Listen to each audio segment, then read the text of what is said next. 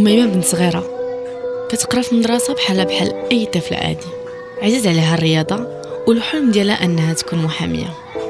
وواحد النهار رجعت من المدرسة لقات والديها مضيفين راجل غريب وقالوا لها هذا هو العريس ديالك. رفضات أميمة الزواج حيت مازال صغيرة وعندها أحلام وطموح كبار، ولكن والديها بزوا عليها وقنعوها باللي أهم حاجة في الحياة هي الزواج وتكوين أسرة. الليلة اللي كيحلموا بها أغلب البنات كانت بالنسبة لها عنف جسدي ونفسي اللي وصل لحد الاغتصاب.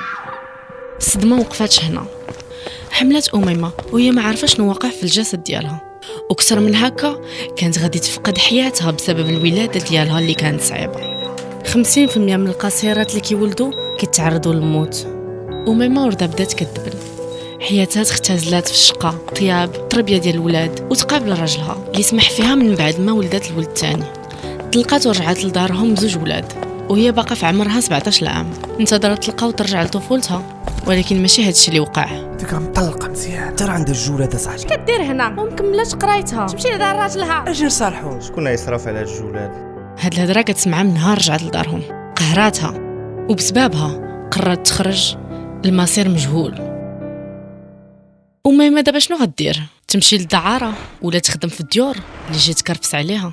كون كملات غير قرايتها كيفاش غادي يعيش ولادها في هاد الظروف؟ شنو غادي يوليو ملي غادي يكبروا في التهميش وظروف المعيشه الصعيبه؟ هادو اسئله كيطرحهم اي شخص عارف قصه أميمة. ولكن في نفس الوقت شنو كان ممكن يوقع كون أميمة ما تزوجاتش وكملات قرايتها؟ كانت غادي تحقق احلامها، تختار مع من بغات تعيش، ويكونوا فرص نجاح زواجها عن وعي وقناعه. وحتى الا تفرقت مع راجلها غادي تكون قادره ومنتجه في المجتمع حيت كملات قرايتها وغادي تكون قاده براسها. أميمة هي واحده من بين العديد من الفتيات اللي كانوا ضحيه زواج القصيرات اللي وصل العدد ديالهم اكثر من 35479 سنه 2015. والسبب هو انعدام نص قانوني صريح اللي كيمنع تزويج القصيرات اقل من 18 سنه، وكيعاقب الاسر اللي كيضغطوا على بناتهم وكيدفعوهم يتزوجوا في سن مبكر. في غالب الاحيان هذا الزواج كيكون غير بالفاتحه او لا بكونطرا، عقد تجاري زعما، ولا حتى بالرهين. الفراغ القانوني بمدونه الاسره كيبان في السلطه التقديري للقاضي اللي كيعطي الاذن بتزويج القاصر حسب الهيئه البدنيه، ناسي الجانب النفسي والجنسي. ولهذا السبب كتعتبر جمعيه حقوق وعداله تزويج القاصرات هو بمثابه استغلال جنسي وبيدوفيليا مقننه لازم تجريمها في اطار القانون 27/14 للاتجار بالبشر في المغرب. كما رفعت العديد من التوصيات